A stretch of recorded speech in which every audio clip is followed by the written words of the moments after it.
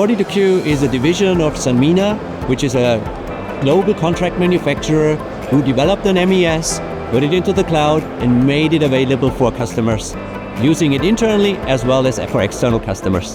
The main challenge on MES is really all these functionalities that you would expect from an MES to be combined into a relatively intuitive and easy to use system, which starts from connecting machines, operating with people, getting processes implemented as well as work instructions and machine asset data as well. Having Amazon Bedrock in MES allows us to create a chatbot. Now that Arthur is out and we get this immense, very good feedback from our customers, we think that Arthur will become a very big part of our solution, which means in the future we're going to allow him to connect to our reporting instance, getting data out of the reports.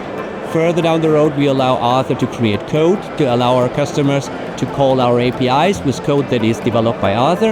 And finally, we think about letting Arthur operate in 42Q as well, which means release shop orders or do some data analytics on it.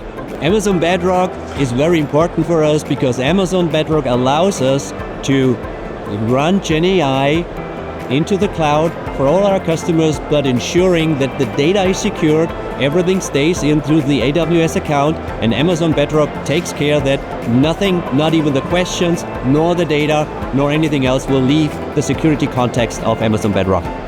What's exciting for us with AWS is the professionality of the team together also with the data stack and the availability of the services that we see all over the place.